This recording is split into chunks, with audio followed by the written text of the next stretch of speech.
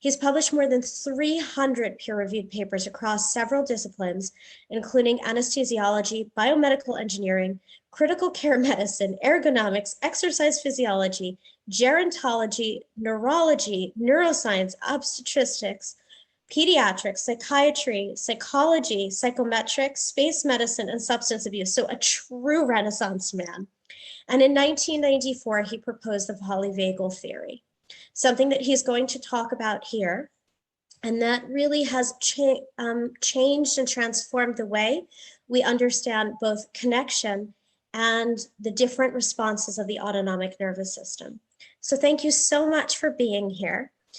And in this time of disconnect for so many of us, maybe we should start by discussing how this is affecting people's physiological state, maybe with describing polyvagal theory as a talking point.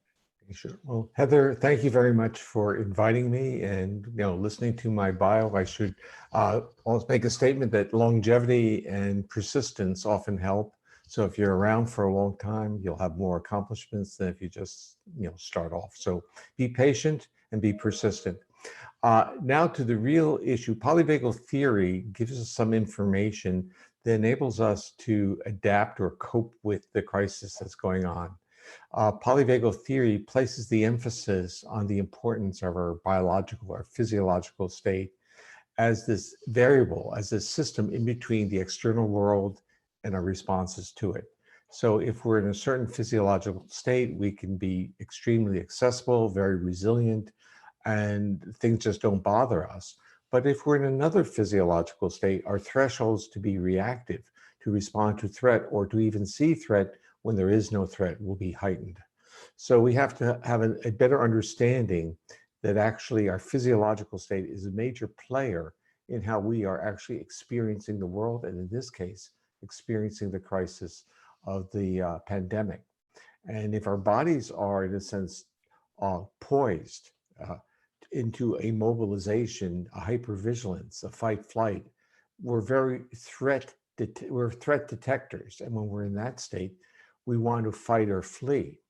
But if our nervous system feels calm and feels safe, especially safe with another person, we co-regulate, we calm ourselves, and suddenly all the same cues that would really trigger these feelings of anxiety, or even feelings of despair and shutting down, where we decide we can't do anything. Suddenly those same cues become points of discussion without strong visceral responses. So we start working on plans, what we can do with our days, and how we can functionally enjoy our time or use our time in this very unique period of time. And the one final point is, can we utilize these types of challenges for moments of transformative experiences?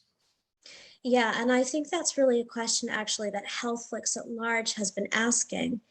And I think you make such a brilliant point that everybody needs to really attend to, which is that even amidst these external cues, there is the capacity to feel relaxed and to feel connected based upon how we are stimulating different physiological states. Right, and we have to be respectful, meaning that some people's bodies have lower thresholds to be reactive. And we can't say, oh, you shouldn't react, you should calm down, you should be hugged, you should relax, or take a virtual hug. And their bodies just aren't in that space to be able to accept that. So we have to visualize a continuum of vulnerability on one side to accessibility on another. And underneath that continuum are physiological states. When we're vulnerable, we're going to react either as a mobilized fight-flight, or we're going to shut down, give up, lose hope, and feelings of despair. But as we learn to live with our vulnerabilities and learn to live that we need to connect and co-regulate with others, whether it's in a physical presence or in a virtual presence, then our physiology can calm down and we become more accessible. So there are actually two important points I want to briefly discuss, and that is the competing cues that public health is giving us. Mm, Public health is telling us that we need to self-quarantine, we need to social distance, we need to isolate ourselves. And this is occurring because the virus is highly infectious. And if we want to not get infected, we need to stay away from other people. But our body is telling us something else. Our body is telling us that we as a species evolved and survived because we co-regulated, because we felt safe in the arms of another. And we're going to find out that this self-quarantine, if we quarantine ourselves without a partner or without a pet like a dog or a cat, then this capacity that we have to, and I should say capacity, this need to co-regulate is being challenged. And what that, because biologically, our biological imperative, which is through evolution, what our nervous system, what our species needed to survive, was to cooperate, to trust, and to co-regulate with another. And we're being told that the policy is that's not available to us. So that creates the greatest challenge to our species is our biological need to co-regulate, yet the options for co-regulating are limited to what we're doing now. We're on a virtual social interaction. We're talking to each mm, other like a few thousand miles away. But if we were in presence, I'd give you a hug. I'd say hello, how are you, right? And we go from there. And this is the way that social beings function, but that option isn't there. So we were getting two different messages. One, stay alive by not coming in contact with the virus, but our body says, I need to connect. So that becomes a contradiction. mm. Yeah, and I think so many of us are feeling that right now. Yeah. And like you said, there's this spectrum as well of vulnerability. And one can't just say, well, because I need to socially distance right now, I Mhm. just need to be okay with that and find a different way to connect. And that's the reality of this moment. One of the things I have always loved about polyvagal theory is this idea that through the vagus nerve, which can be activated through methods other than connecting with other beings, that there is the possibility of engendering a sense of connection in general, even if we cannot hug somebody else or be co-regulated. And I work with a lot of people who have severe social anxiety, so they can't easily connect, or are very traumatized and afraid to connect. And so I've always found these ideas that you have put forth so valuable. Maybe you could speak more to that. Well, thank you very much for appreciating the ideas. Basically, as a species, we evolved with certain portals to regulate that part of the autonomic nervous system, which is linked to the vagus. We can get access to it through breathing. Breathing is very, very powerful. So we can utilize what we evolved to have as a tool. So we evolved to have listening and talking or vocalizing. I would say talking and vocalizing because long before there was language, there were vocalizations. And primitive mammalian species vocalized to convey their physiological state to their conspecific members of their own species. And that really meant that if their vocalizations were more prosodic, had more intonation, they signaled their species mates or that they were safe to come close to, and that created the co-regulation. If their voices were lower roars or barks or high frequency squeals, there was separation.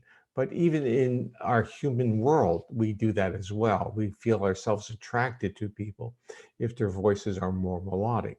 So even at a distance, even through the internet, by being mindful of our voice, being mindful of the voice of the one we're talking to, in a sense, we become more embodied in our capacity to listen.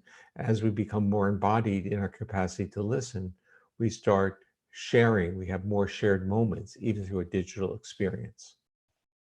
Mm. I love that idea of being really reflective and considered in how we actually express ourselves to other people through this video conferencing medium, for example. And it's nice because it's also a reflective exercise, because sometimes we just speak Mm. without considering how our voice tone and our way of expressing ourselves may impact somebody else. And yeah, Yeah, sorry. so I think that's really part of our culture where we started to utilize video chatting as if it were email with a face and not email with a contextual person interacting with you, more of a hologram, more in which the person had greater presence. We keep forgetting that there's a difference between information that can be presented in writing versus information that can be conveyed by being present with another person. Uh, Popular songs are very useful in understanding that. There's songs about it's the smile of your face, and it tells me so much, and you don't have to say a word. There are actually songs that go that way. And the point is that we need to understand that we can have uh, presence. I was going to use the word therapeutic presence. It is therapeutic, but it doesn't have to be by a therapist.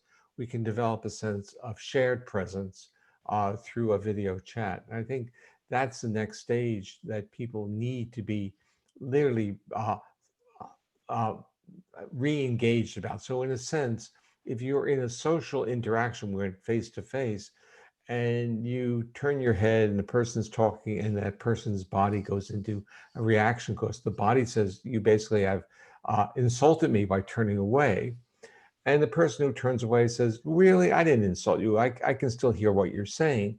That misses the point of what a social interaction is. The point of the social interaction, it's not just the words. It's not even just the words, the intonation of the words. It's the presence of the other person. And what we need to start working on, and I mean, these become, in a sense, skilled uh, exercises of utilizing video conferencing to be present with another person, as opposed to a mode of conveying just syntactical information, words, linguistic information. What we want to convey is our feelings. Are we there? Mm. Wow, I love that idea. And it really makes me consider that now, because many of us, like I said, we just speak, we don't think. I know in my family, when we get on the phone, we're constantly interrupting each other. Who's ever loudest is the person that gets to continue what they're saying. Um, there's very little attention paid to how we need to bond in those moments in the way that we are speaking, and maybe even my facial expression on the other end of the phone. Yeah. And if we are developing these techniques now, like you said, it may provide us with the ability to be more bonded when we come out. I mean, this is like the training ground, isn't it?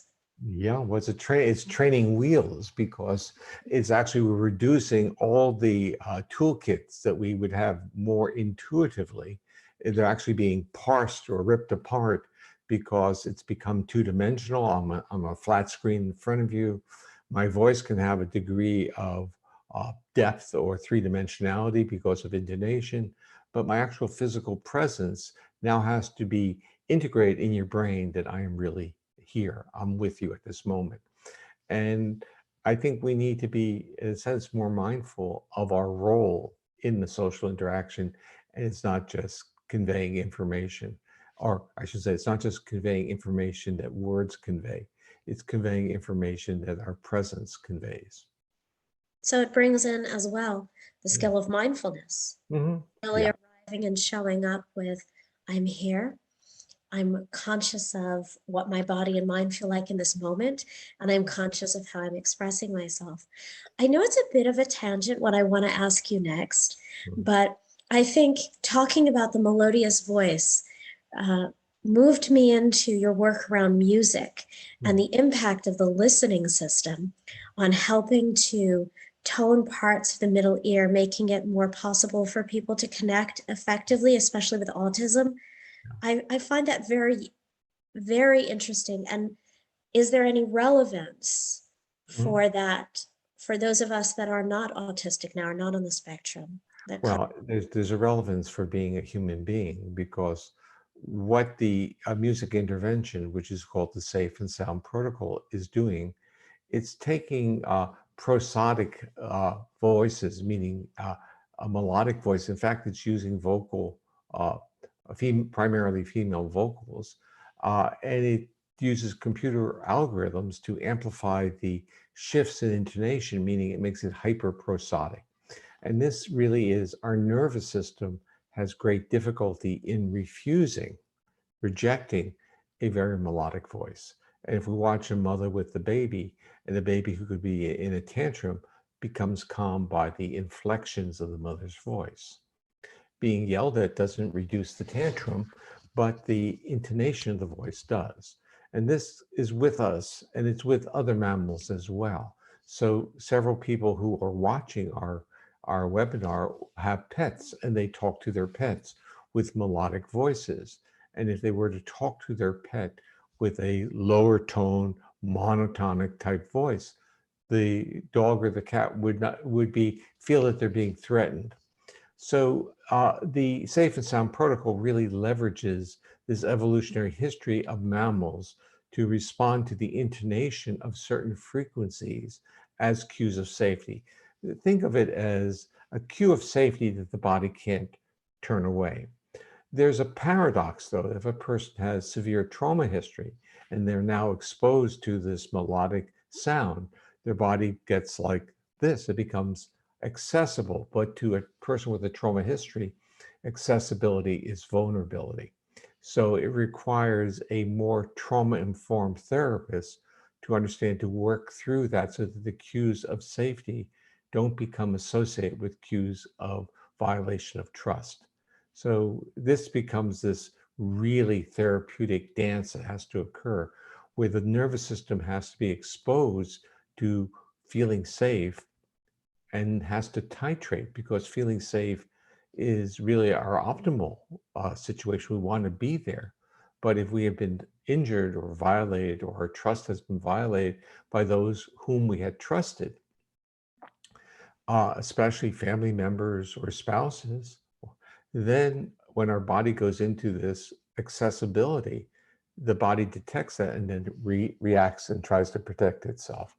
And even understanding that is an important therapeutic step. So we become, in a sense, mindful of our body's reaction, which is different than saying I'm mindful and controlling my body's reactions. I am now, in part, I have some body reactions that are very reflexive, and I'm now aware of them.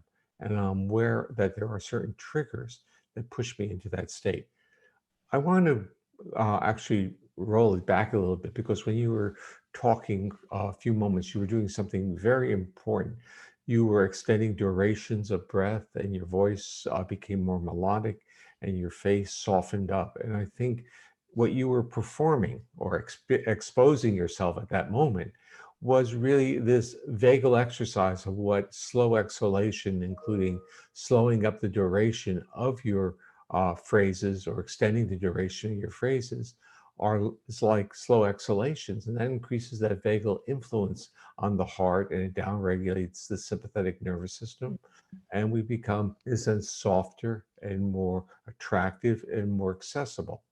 And this is part of what we have to learn to do on video chatting. We have to understand that it's a dialogue of reciprocal accessibility. You know what else I was thinking? Because obviously there are going to be a lot of people who are not alone right now, who are together in close quarters and struggling and having discord. And because there isn't the relief of going outside and other activities, that can that can really become quite intensified. And for those people who might be listening now, it occurred to me that maybe they could consider using a more melodious tone to connect with the people that they live with, in order to downgrade that sympathetic arousal, that Mhm, agitation in the other person's system, so mhm. that potentially they could live in greater harmony. Yeah, well, I think these are very important things to discuss. And I also want to reinforce the observation that many people are not in large quarters. They're living in small apartments, and they're not just two people, there's often children. And it's now 24/7 where the children are in the house. And the issue really is that we're under really severe emotional demands. The part of what we can first start understanding is that people are going to be reacting to us based upon how we present ourselves to them. How are we presenting them? Is our face animated? Like if we're home trying to take care of our children and the children are annoying to us? If we start to express the fact that they are annoying and we get frustrated and angry, our faces get flatter, we get more intense, and the body of the child gets more defensive. If we do the same thing with our spouse or our partner and we get irritable, we're conveying things to them, and in a way, what we're saying to them is actually paradoxical. We're really saying, I'm getting irritated, I'm losing my ability to regulate, and I'm requesting you to help me co-regulate, but Mm. I'm not requesting in a symbiotic way. I'm demanding of it. I'm yelling at you, basically saying, help me calm down. And the issue is that this is going to be going on all the time now, and people have to be aware of what the underlying intention may be of the person who appears to be irritated or aggressive.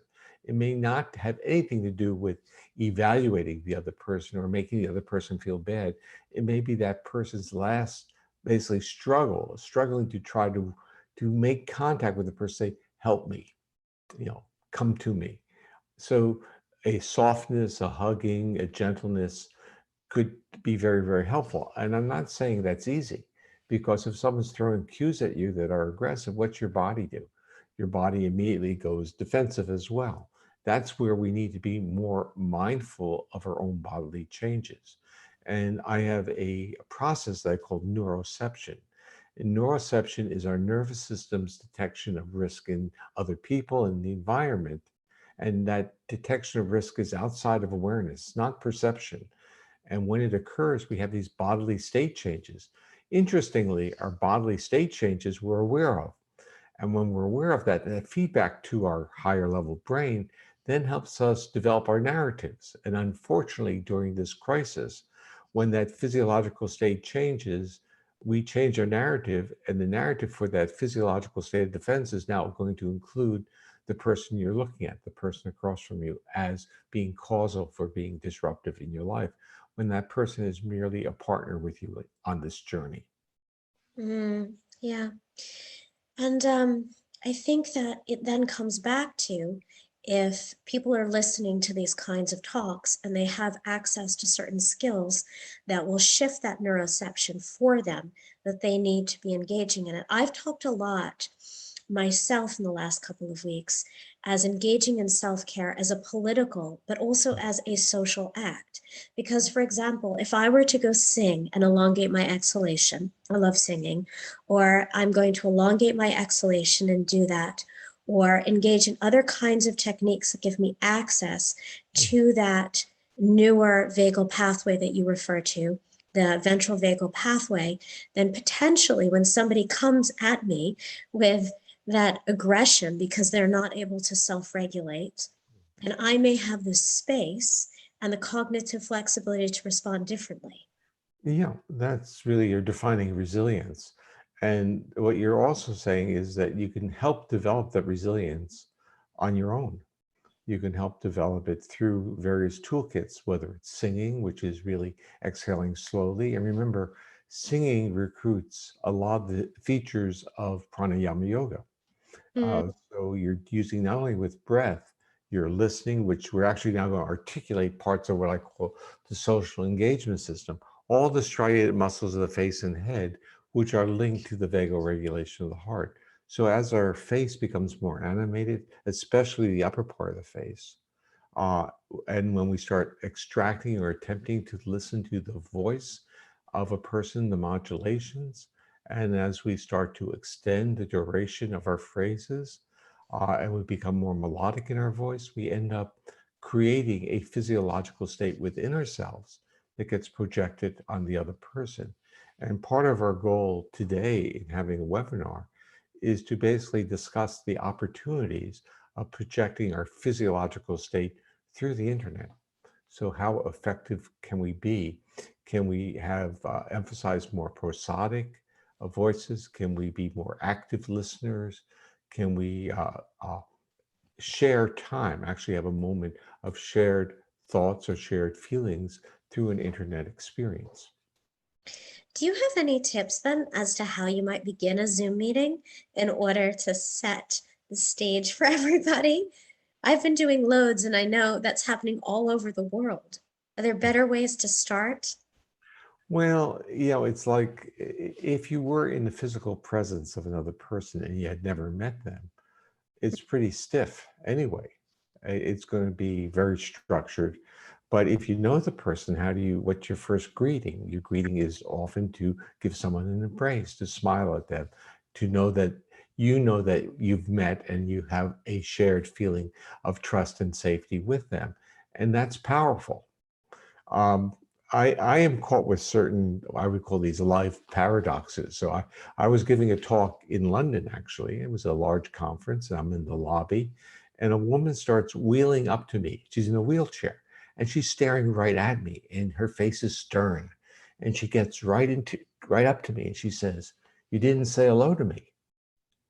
And I said to her, "I'm very sorry, but have we met?" And she says, "No, we've never met, but I've watched you on YouTube." And so what she was saying to me was that she felt familiar with me from watching me, but I was now at a great disadvantage. I had no idea who this person was. But what we start learning is that people start extracting certain features of who we are from our video presence and from our webinar presence. And we just need to be respectful of that. For me, I was just at that moment greatly respectful of her feelings and her familiarity with me without doing any of that, because I had to understand that I, in her own mental images, was an important person in her life because I was conveying certain ideas that were important to her. And I wanted to make sure that I didn't violate that expectation. And sometimes for many of us who give talks, there's a disconnect. It's hard for us to both feel familiar with everyone, and then when we go see them, everyone thinks we're close friends with them, although we might want to be, we may not really be.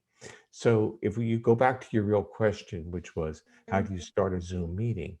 So if a person feels safe enough to wheel up to you in their wheelchair and say you didn't say hello, then that's an effective Zoom meeting. That's an effective communication. So it means that we have to, on some ways, make people that we're talking to feel safe and familiar with us. And once they do, then the whole texture of that interaction changes. Mm. And I think also being really patient is another one because obviously it sounds like you were very patient with that woman. I come from New York, and if somebody went up to your average New Yorker and said that, they probably wouldn't have a very warm reception. And I think acknowledging right now that people are in a state of real sympathetic arousal, of fear, and if we do receive some kind of maybe challenging cues or feedback during the meeting, being gentle and remembering that there is that capacity to soften that there's so much fear right now. Yeah. Now you brought up an interesting thing. I'm also an East Coast person, and I say I'm an East Coast person, but I'm really saying I was born on the East Coast, but I spent most of my life off the East Coast. Hmm. And if I go back to the East Coast, I become an East Coast person again. And the issue is we tend to have a interesting sense of humor, which is somewhere between cynicism and real humor. So we will say certain things which without malintent, but you have to understand the culture not to be offended by it. So this is part of being off the East Coast has taught me. It taught me to unpack some of the things and some of the cues I was doing or expressing because my intentions were not interpreted accurately. So I had to learn from other people what the cues really were at Hmm. work. Yeah, and I guess that's also part of us all picking it up over video conferencing what the cues are because they're also going to be new. It's not just using former cues. I Yeah. think that and I'm not certain what they're going to look like. I think there's probably going to be research on that. What kind of unique cues can you pick up over video conferencing? How is your brain processing information differently, and how Yeah. can you support greater connection in unique ways? Well, it's really an interesting period of time because many of us are spending hours a day on video conferencing. Hours. I mean, it's like probably more than I would spend in normal meetings in any type of academic institution. And so the demands are a little bit different. And the feedback I get from therapists who are using video chatting to do remote therapy is actually double-edged. On the positive side, they like it because they feel that the clients feel that the client has more control. The Mm, client owns the therapist is there. So they feel that the client's less distracted by that context and is also in the safe context of their own home. But on the negative side, the therapists are saying they're totally exhausted. And because they're used to picking up cues from being in the presence of another person, and now they're, in a sense, forcing themselves to pick up cues off the video screen. So there's this intentionality and attentiveness that is demanding and exhausting to them. And I think it's a retuning of a skill set of how one interacts with people. Uh, I think it's a very unfortunate situation. However, it still has an opportunity. mm, And the opportunity is really to learn what it is that human beings need to feel connected. I think the world of trauma, mhm, and since moving into traumatology and trauma therapies, for me, gave me a tremendous insight into what it was to be a human being.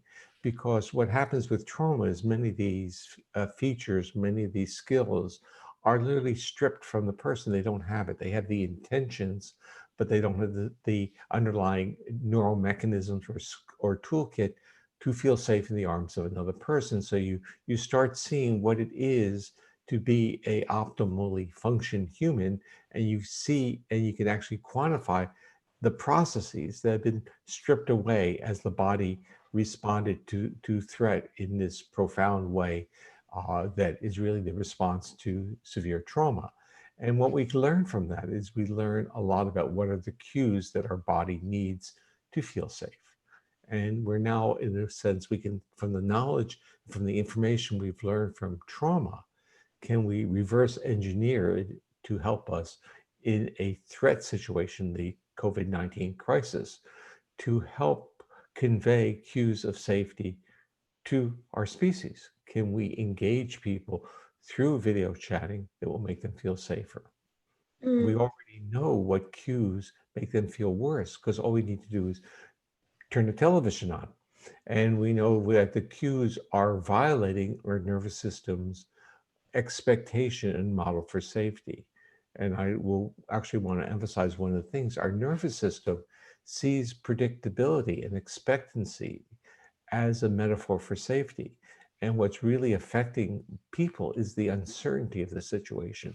So if we had leadership that said, this is the situation, these are the time courses, this is the feedback, this is what we know, and this is what we have to do, as a very flexible species, we would do that. We would be, in a sense, empowered. We would have the psychological resources would do that. If we need to self-quarantine for a long time, that's our responsibility. We know it because at the end of the tunnel, we know everything will be okay for virtually everyone or most people. But if the uncertainty violates our nervous system's uh, metaphor or desire for predictability, and predictability is safety. And that's part of what we have to understand, that leadership needs to give us an understanding and needs to give us a degree of predictability. If it doesn't, if it gives us false dreams or gives us, it says, fake news or inappropriate issues, it just makes us feel destabilized and unsure of where we're going. So we need leadership in a way that functions like this metaphorical parent that says everything's going to be okay, but you have to do what I tell you. You know, Angela Merkel, I know her speech would have been in German, but she gave this brilliant speech, in my opinion, to her country. And she sat down in front of everybody and she said, I'm speaking to you. I'm speaking to all of you. I'm one of us.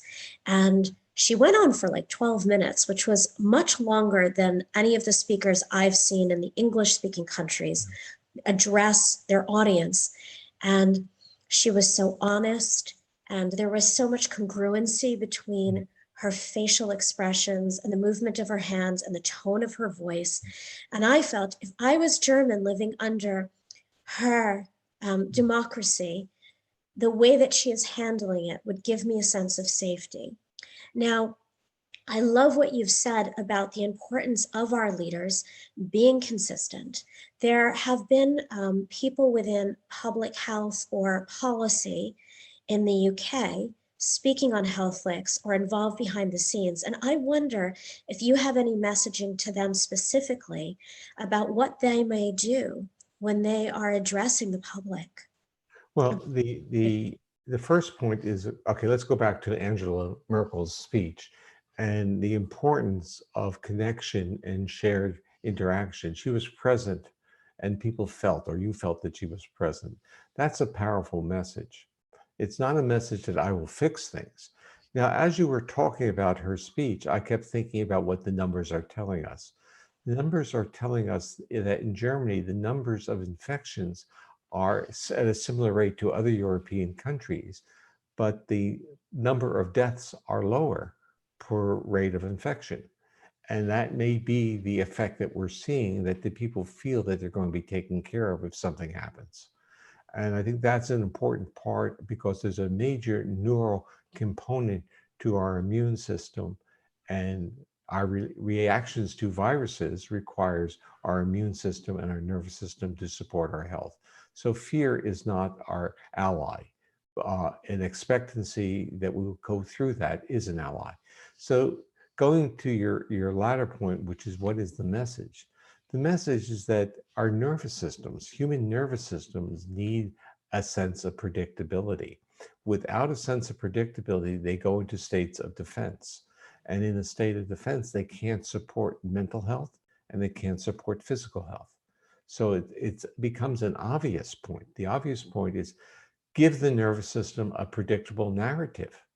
Give it a predictable narrative of that makes sense and can be implemented. And if we can implement it, so in a sense, self-quarantining is a task that people can implement. It doesn't mean it's easy, but they can implement it.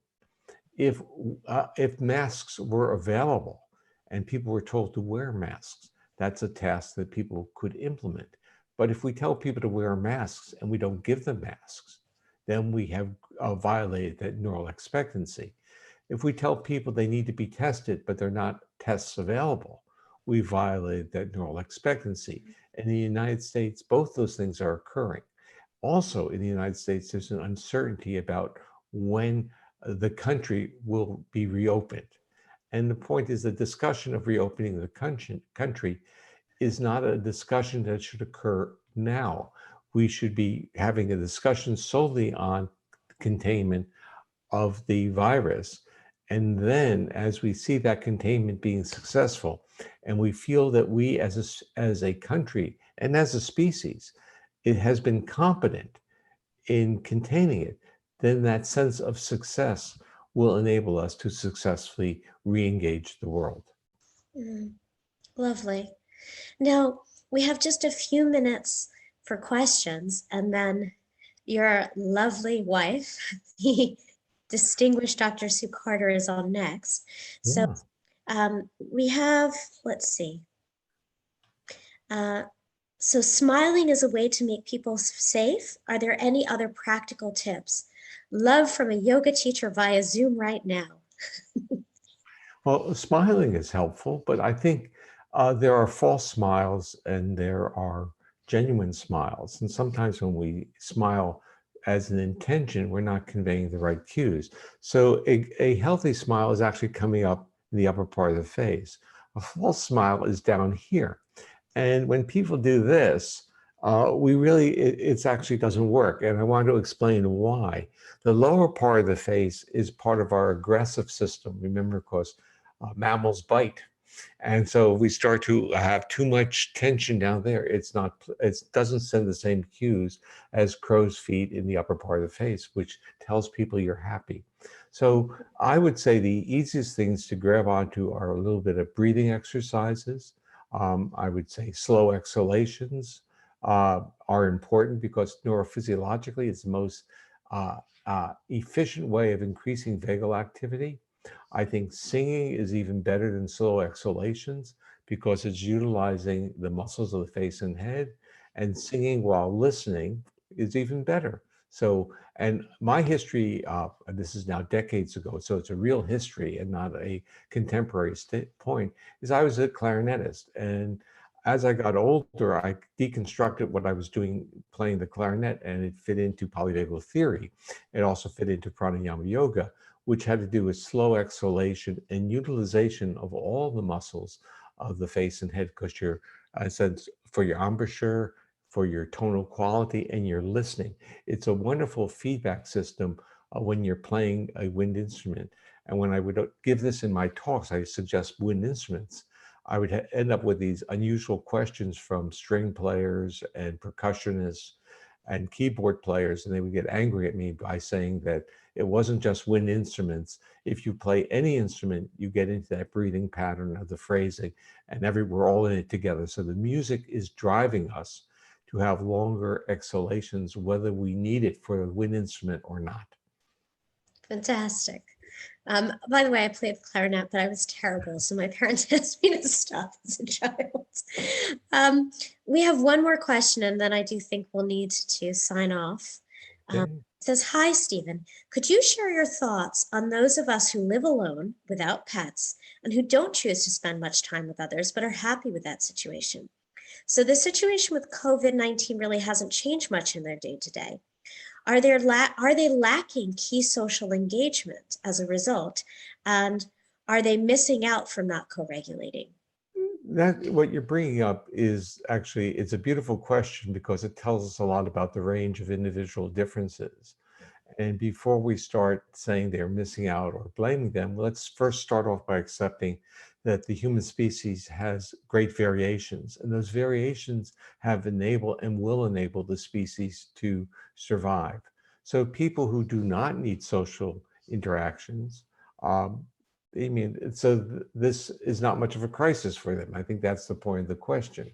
And so the issue is, they are co-regulating, and they're regulating, but it's not co-regulating with another person. They may be regulating with objects. And coming from an academic tradition, academics are almost really kind of a dualistic subspecies because they love to be alone and to self-regulate with object, words, writing, be by ourselves. But there's also part of many of us who like to interact with human beings. But my academic side of me doesn't see this as much of a challenge. My humanness side of me finds this very challenging. So my academic side says, oh, this is a welcome point. I get more work done. I can read more. I can write more. I can think about those things.